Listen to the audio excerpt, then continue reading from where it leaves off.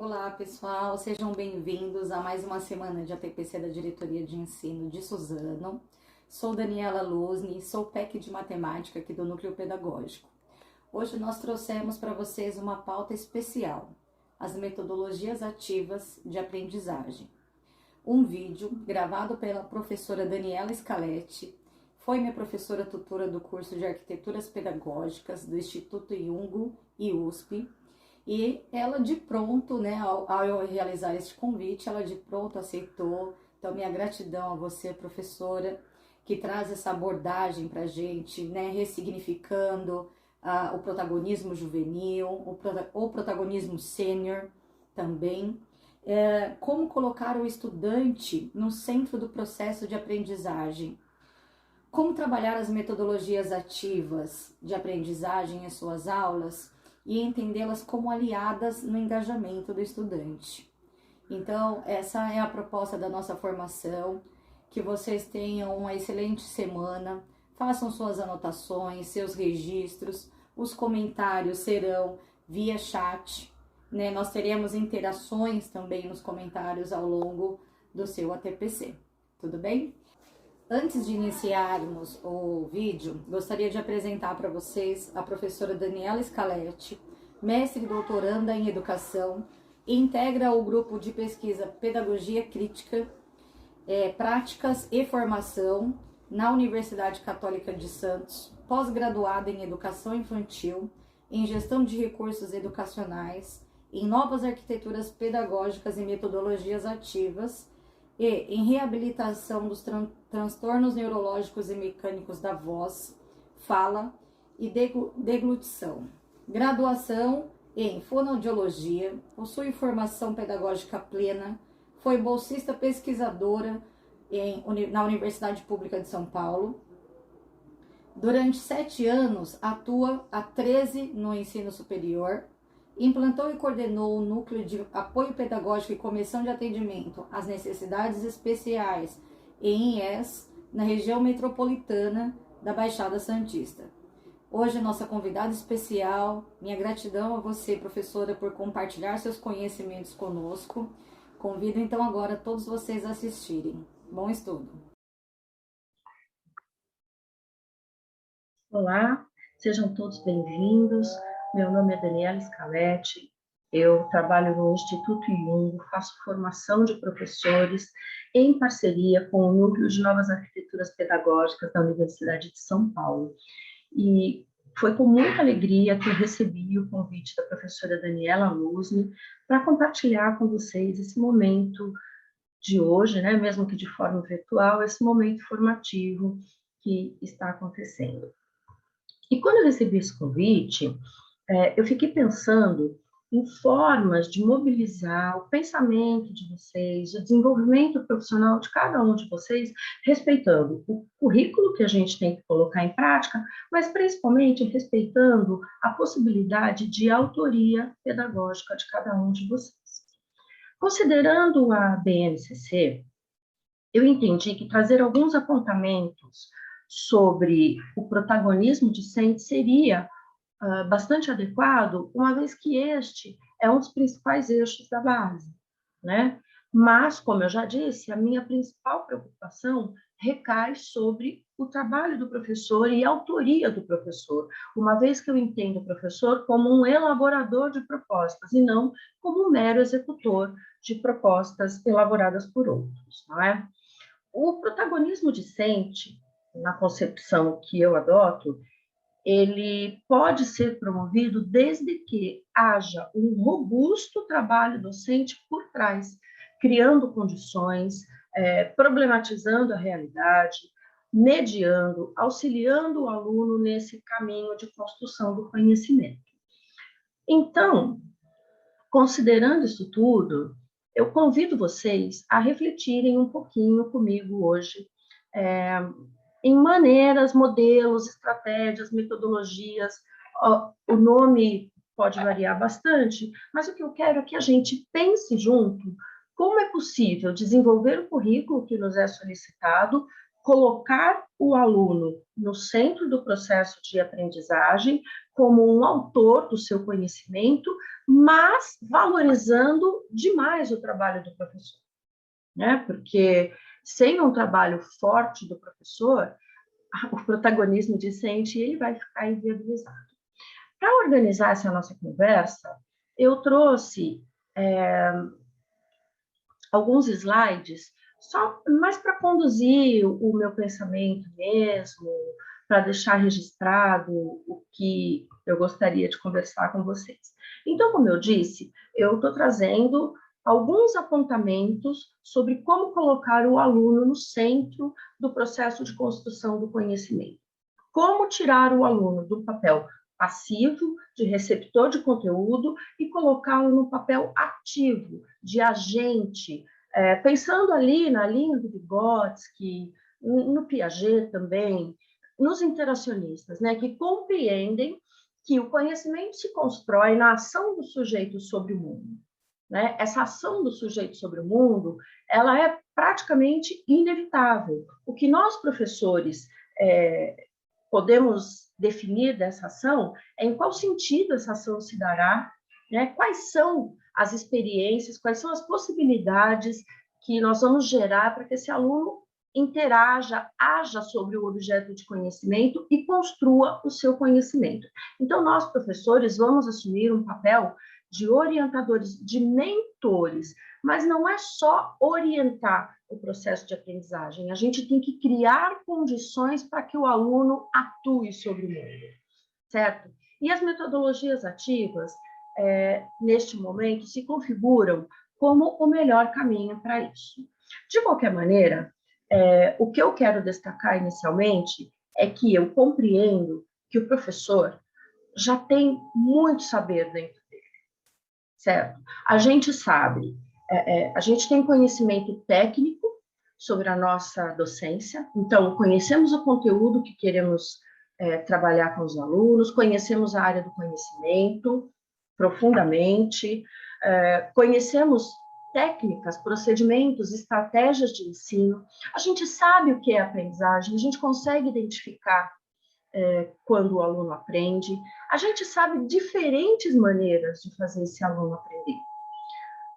O que a gente precisa hoje, a partir da BNCC, é simplesmente modificar o nosso olhar sobre como o aluno aprende, sobre formas de organizar processos de aprendizagem dentro da sala de aula. Então, para começar, eu quero convidá-los a participar de um momento de sensibilização a partir desta imagem. Eu gostaria de convidá-los a olhar para essa imagem, pararem um momentinho, não é?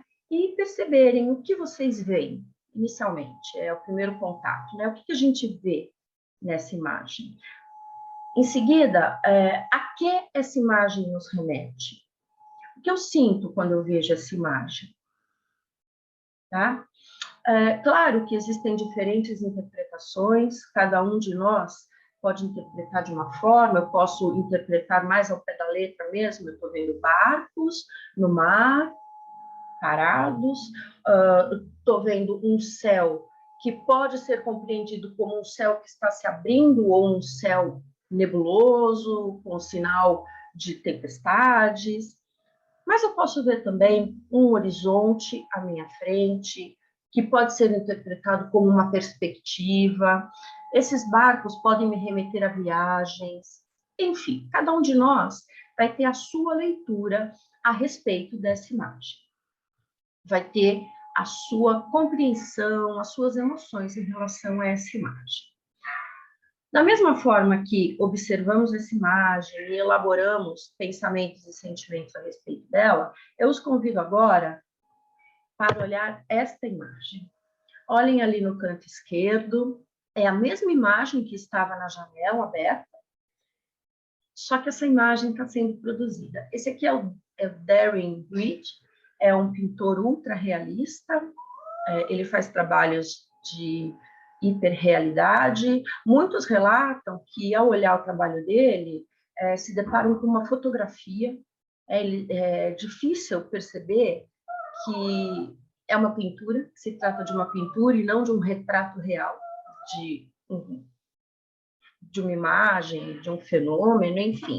Mas o que eu quero provocar em vocês é essa mudança de perspectiva, né? É olhar para o mesmo cenário a partir de outro lugar. É olhar para uma mesma imagem a partir de outro lugar. E certamente essa nova perspectiva trouxe para vocês novas sensações, novas compreensões, novas emoções, né? Então a gente está olhando para a mesma coisa, só que agora de outro ponto de vista. E é esse o convite que eu faço para vocês hoje. Mudar o ponto de vista a respeito do que vocês já sabem, já dominam, já praticam. Ou seja, o que eu estou querendo fazer aqui é interferir na percepção de intencionalidade de vocês. Para mim, uma das principais ideias que rege toda a prática docente é a ideia da intencionalidade. É o quanto o professor sabe onde ele quer chegar e qual o resultado desse processo que ele vai desenvolver com o aluno no final do processo educativo como um todo. A gente está com o aluno em alguns momentos do processo educativo. A nossa intervenção sobre o aluno, a gente percebe claramente onde ela começa, mas são raras as vezes que a gente sabe onde essa intervenção termina, porque a gente não acompanha a vida toda do aluno.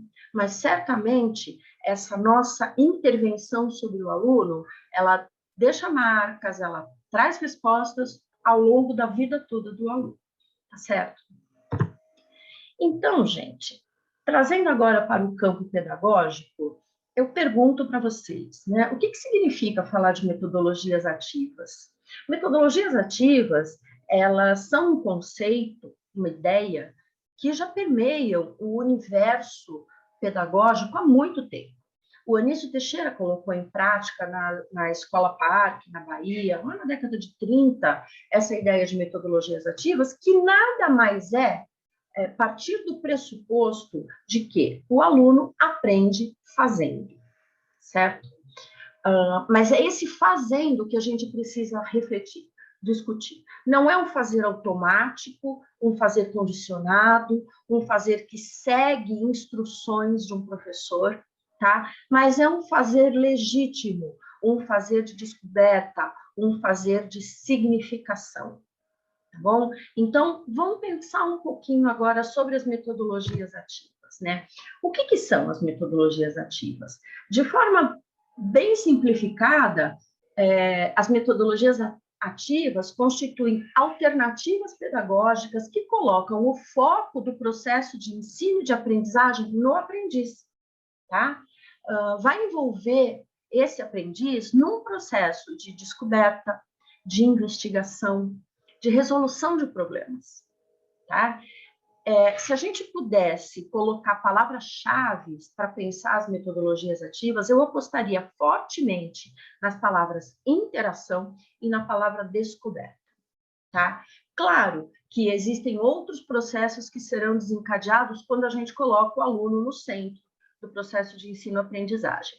Então, por exemplo, o professor, ele vai se tornar um mediador, um facilitador, um ativador de processos de descoberta, um ativador de processos de investigação, de processos de conclusão, processos de análise, de síntese, todos trabalhos cognitivos, mas que envolvem inúmeras habilidades do aprendente.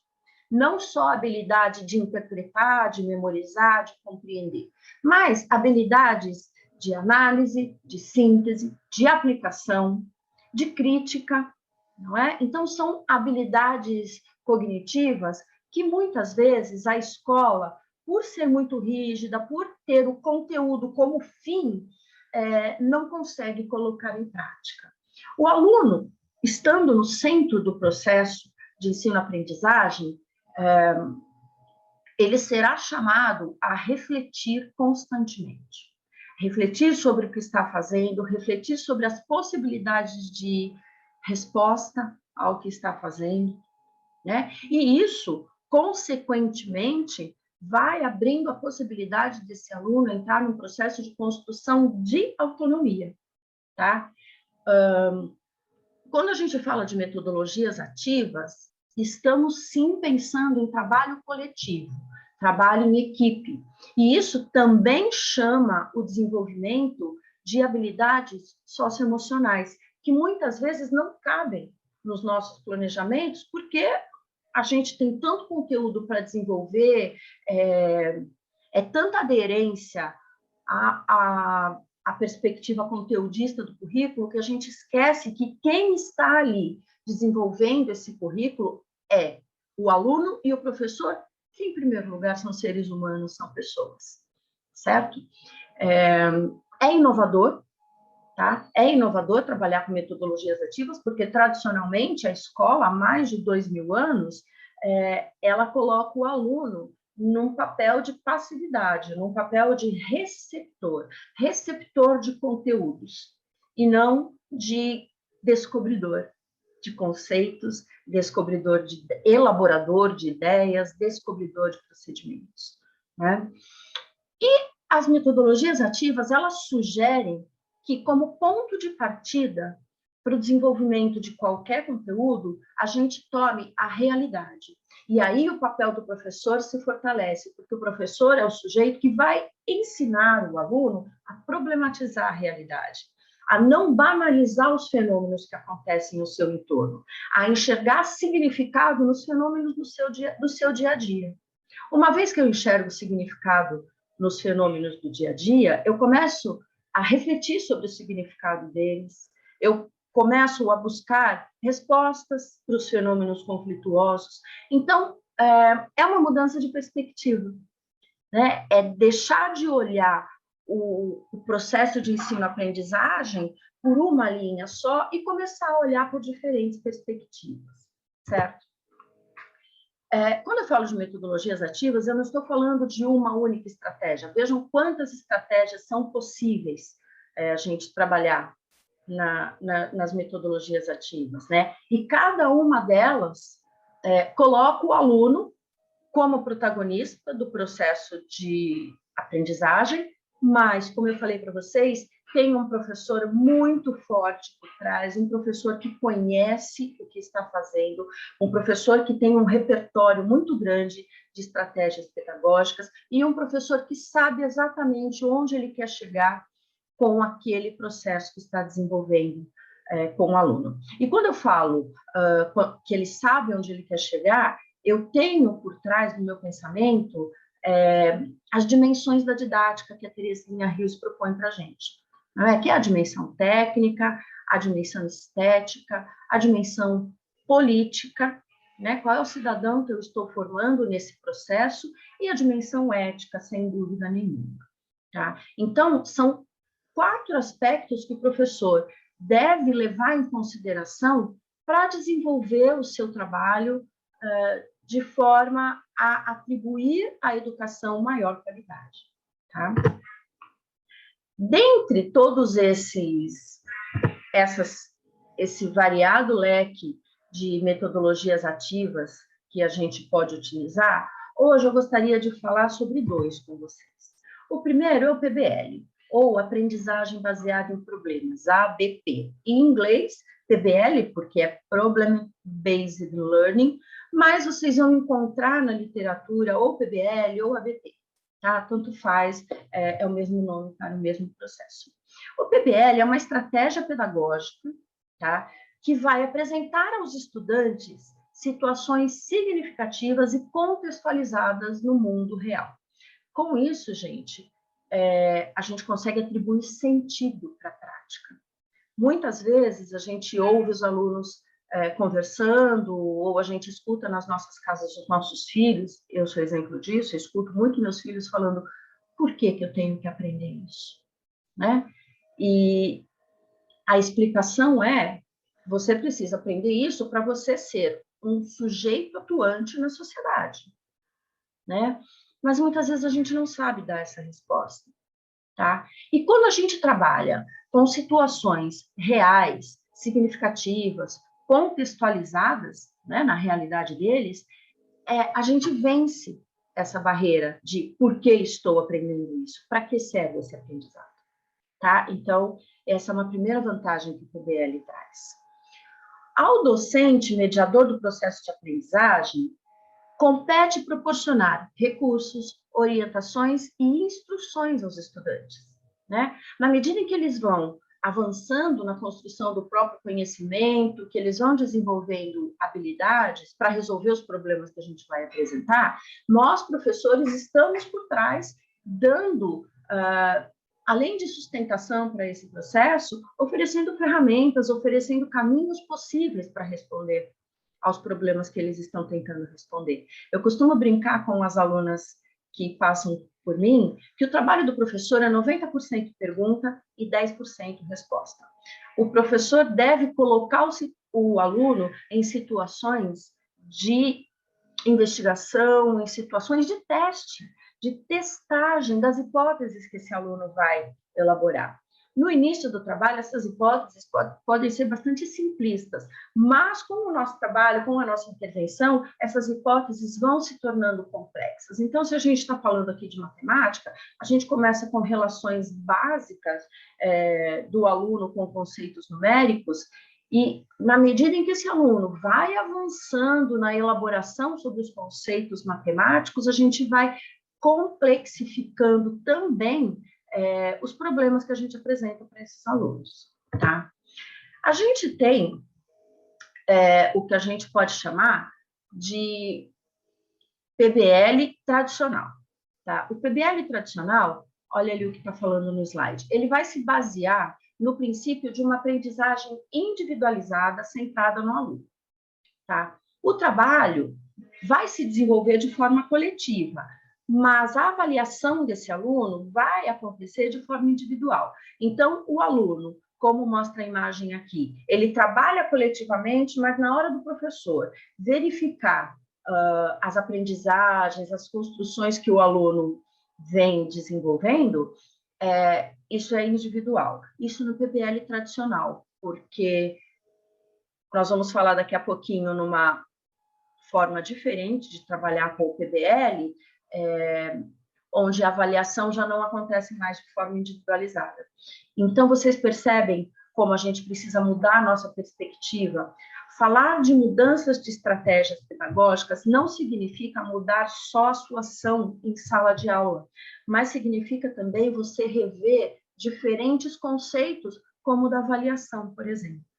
Para a gente trabalhar com o PBL, a curadoria do material didático que será oferecido aos alunos, ela tem que ser muito cuidadosa, porque a gente não pode oferecer materiais que não promovam, não solicitem a interação. Então, partimos do princípio de que nada está pronto e acabado. Tudo é passível de ser revisto, reformulado, reconstruído. Daí a intencionalidade do professor está claramente definida, porque independente do caminho que cada aluno ou cada grupo de alunos assumir, o local de chegada ele é o mesmo para todo mundo, tá? Então, todos vão percorrer diferentes caminhos, mas no final desse processo, todos vão chegar no aprendizado de determinado conceito, tá bem? A modalidade de PBL que eu gostaria de apresentar para vocês é o PBL associado à pedagogia de projetos. Então, a gente trabalha com aprendizagem baseada em problemas e por projetos. Essa é a minha maior experiência na formação de professor. Eu trabalho com formação de professores dentro dessa perspectiva, né? Então, junto aos professores, nós pensamos a realidade. Olhamos para o nosso dia a dia escolar, identificamos os problemas que esse dia a dia comporta e depois, em grupo, analisamos em qual desses problemas nós vamos investir nossa energia. Essa maneira de trabalhar, vou abrir aqui um parênteses, essa maneira de trabalhar com metodologias ativas, com aprendizagem baseada em problemas, ela surge na década de 60, numa universidade chamada McMaster, no Canadá, uma universidade de medicina. Olha que interessante. Aqui no Brasil, os cursos de saúde, eles têm mais tradição em trabalhar com aprendizagem baseada em problemas do que outros cursos em outras áreas do conhecimento e do que a educação básica. A educação básica brasileira não tem tradição com o trabalho em aprendizagem baseada em problemas, tá? Projetos a gente já vem, sim, desenvolvendo há algum tempo, mas o PBL não. Na década de 70, essa abordagem também ficou bastante conhecida e trabalhada na Europa, tá? Principalmente no norte da Europa. Também na área de saúde. Ao invés dos alunos irem para a faculdade, estudar anatomia, fisiologia, cada matéria, cada área do conhecimento, né, fragmentada dentro da sua caixinha, os alunos iam para a universidade estudar problemas reais. Por exemplo, o sujeito está com dor no joelho. Então, ao invés de eu ir para a aula de anatomia, depois para a aula de fisiologia, eu ia para a aula de dor no joelho. E ia tentar entender essa dor no joelho a partir da perspectiva das diferentes disciplinas que podem explicar essa dor no joelho.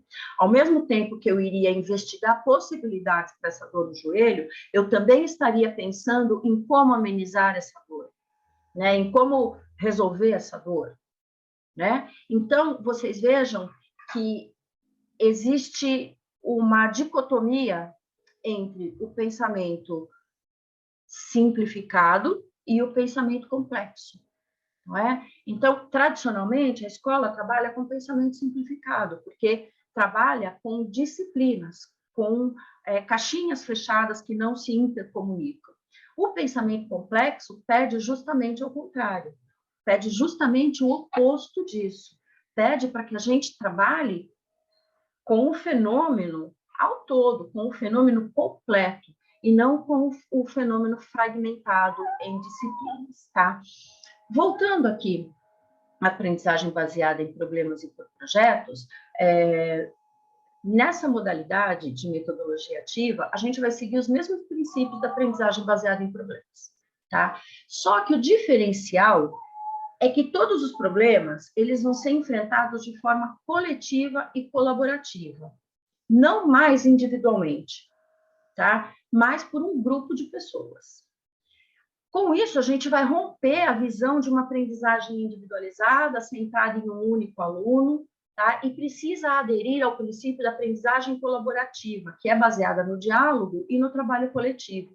O que suporta, teoricamente, essa ideia é a perspectiva do Vygotsky, da interação social, não é? Em que a gente aprende com o outro mais experiente. Eu, menos experiente, aprendo com o mais experiente e o mais experiente aprende com o menos experiente. Então, há uma troca entre os dois sujeitos nessa relação de aprendizagem, um mediando o conhecimento do outro. Entre outras coisas, para além do aprendizado do conteúdo em questão,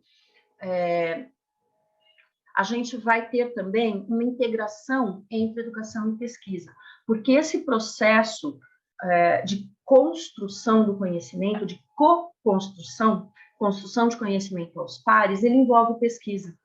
Ele solicita pesquisa, ele solicita indagação do sujeito constantemente.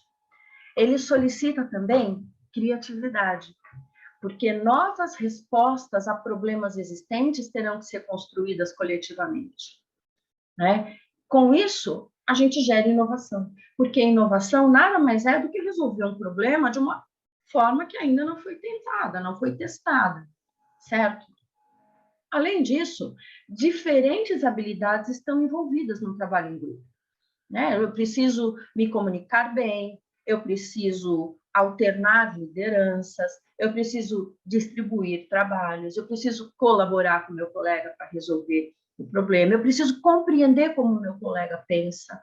Então, a gente vai desenvolver também habilidades de comunicação, né? Habilidades de relacionamento, habilidades de gestão. Então, são inúmeras habilidades que, ao aprender de forma passiva, eu não mobilizo. Eu só vou mobilizar todas essas habilidades e outras que a gente pode encontrar lá nas 10 competências que a BNCC propõe para que a gente desenvolva, elas serão mobilizadas quando eu coloco o meu aluno para trabalhar em grupo e desejando, inclusive, que esse grupo seja heterogêneo, porque diferentes formas de pensar nos levam a olhar para o mesmo problema por diferentes perspectivas. E isso gera uma aprendizagem significativa, isso gera uma aprendizagem efetiva, porque foi construída por aquele grupo. Não é um conhecimento, uma aprendizagem que o aluno se relacionou momentaneamente, memorizou e, depois de um tempo, essa aprendizagem acabou sendo deixada de lado. Não, é uma aprendizagem efetiva, porque o aluno participou de cada passo de construção dessa aprendizagem. Todos os alunos no grupo vão aprender a mesma coisa?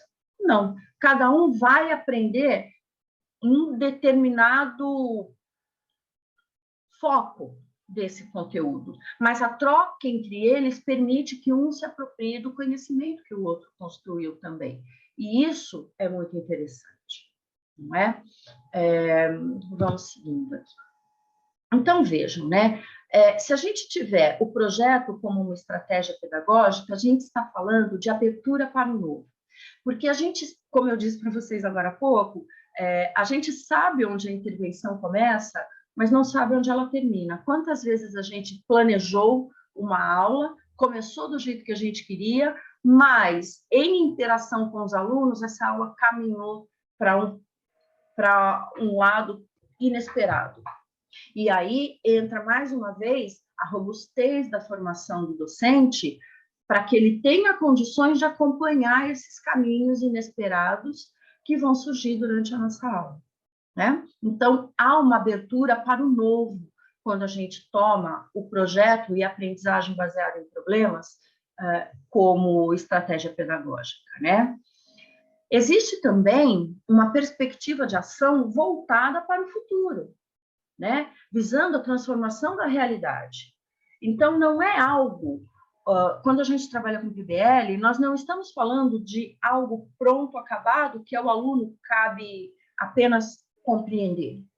A gente está falando de um conhecimento em construção, olhando para o futuro. Um conhecimento que pode... um processo que pode gerar um conhecimento inesperado, certo? Envolve possibilidade do aluno decidir, do aluno escolher, envolve também apostas, riscos e incertezas. E esse é o perfil do sujeito que a gente precisa para atuar de forma legítima na sociedade hoje, né? O nosso mundo hoje, mais do que nunca, ele é incerto, né? Ele se transforma numa velocidade muito maior do que há 10, 15 anos atrás, até 5 anos atrás. A velocidade de transformações que a gente vivencia hoje, nunca na história da humanidade foi vivenciada, né? Então, além da gente ter muitas inovações no mundo, a velocidade com que essas inovações chegam até nós, ela é muito grande, ela é muito forte, né? E para existir nesse mundo, existir de forma atuante, nesse mundo de incertezas, eu preciso estar acostumado a correr riscos. Eu preciso estar acostumado a aplicar, a falar o que eu penso, aplicar o que eu sei, mesmo na incerteza, certo? Quando eu tomo o projeto também como estratégia pedagógica, eu estou falando de, para o professor agora, planejar estratégias que vão muito além da compartimentalização disciplinar. A escola é o único lugar de convivência social em que os fenômenos são fragmentados. Vocês já repararam? Na vida, as coisas acontecem num todo. A gente observa e vivencia os fenômenos de forma complexa. O fenômeno é um todo, composto por diferentes acontecimentos. Na escola, a gente pega esse fenômeno, picota ele em disciplinas, né, e estuda cada parte desse fenômeno de forma isolada. A gente não une esses fenômenos, essas partes do fenômeno para compreendê-lo como um todo. E quando a gente trabalha com a estratégia de projetos, a gente está fazendo justamente o contrário, a gente está estudando o fenômeno como um todo, né? Por isso ele é tão significativo para o aluno, porque ele faz parte da realidade e o aluno enxerga esse fenômeno de forma complexa e prática na vida dele. Trabalhar com projetos e com resolução de problemas principalmente na área da matemática, né, a gente tem esse pressuposto de trabalhar com resolução de problemas reafirmado, legitimado por diferentes autores. Né? A Constance Camille é uma que fala muito de trabalhar com resolução de problemas.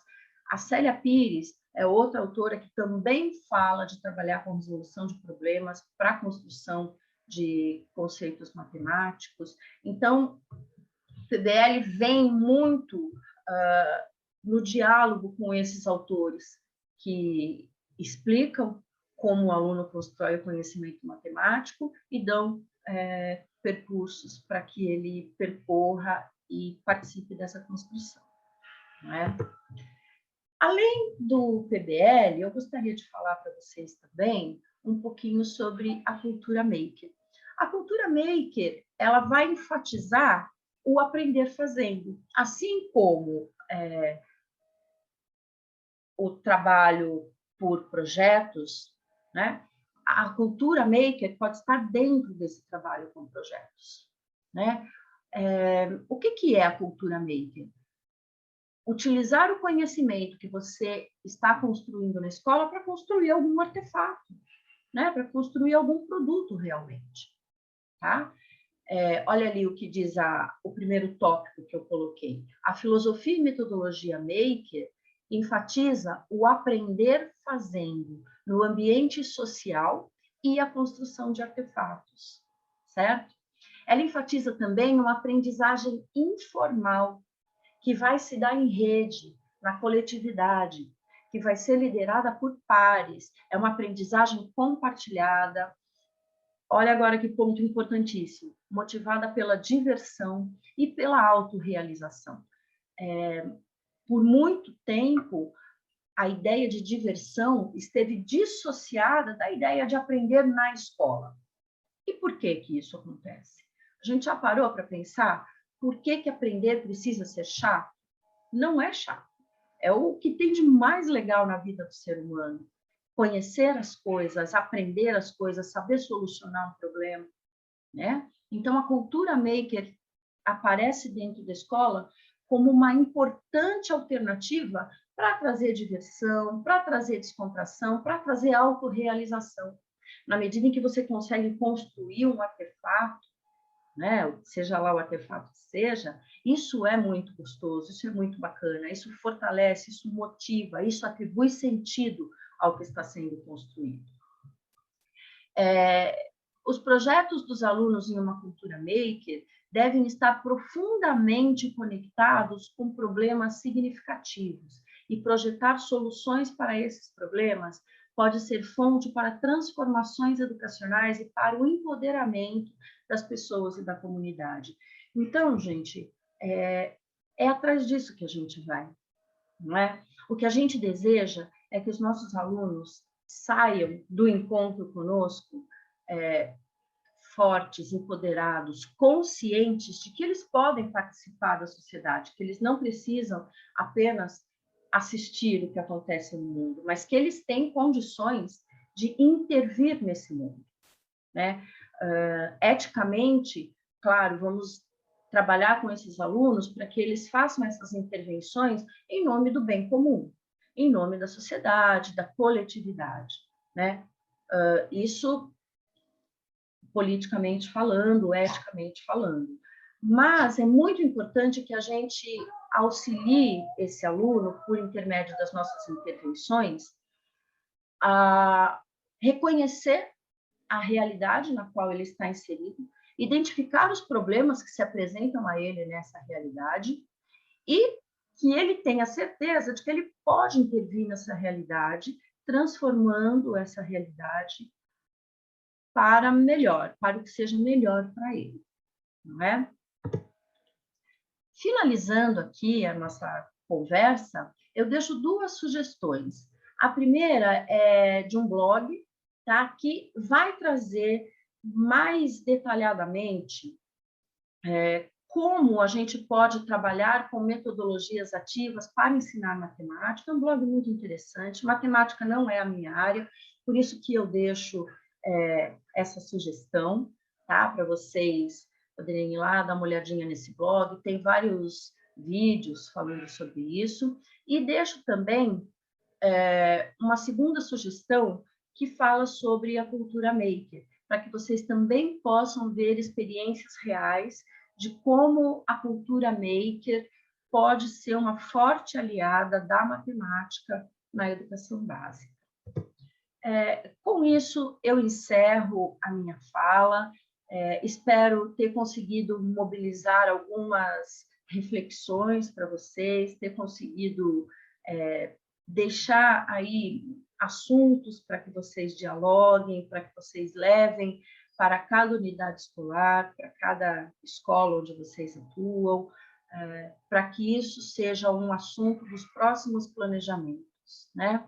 Essa mudança de perspectiva, olhar para o nosso trabalho de um lugar diferente. Tenho certeza que cada um de vocês já sabia de tudo isso que eu estou falando, já tinha uma certa proximidade com tudo isso. O convite que eu faço para vocês é olhar para esses saberes de uma forma diferente, olhar para esses saberes com a certeza de que somos, nós professores, seres humanos, com habilidades e conhecimento suficiente para elaborar nossas práticas na perspectiva de qualquer currículo que chegue em nossas mãos. A gente tem condições de colocá-lo em prática. E também lembrá-los de que somos seres humanos trabalhando para seres humanos, né? Teremos dias bons, teremos dias mais difíceis, mas isso não será impeditivo para que a gente desenvolva a nossa prática pedagógica da melhor maneira possível, tanto para nós, de forma satisfatória, como para os nossos alunos, né? Também de forma satisfatória. E eu não penso nessa forma satisfatória como atingir meus objetivos, mas de forma satisfatória, de forma que eu saia de um encontro com os meus alunos satisfeita, feliz, alegre por ter tido aquele momento, né? Que eu resgate a felicidade no meu trabalho. Tá bom? Então, muito obrigada a todos por terem dedicado esses minutos a me ouvir. Muito obrigada a Daniela Luzni pelo convite. Foi uma alegria imensa estar aqui com vocês. E eu deixei meu e-mail no último slide para quem quiser entrar em contato comigo. Enfim, fique à vontade, a gente caminha junto, sempre construindo, buscando construir uma educação de qualidade, uma educação que faça diferença na nossa vida e na vida dos nossos alunos. Muito obrigada.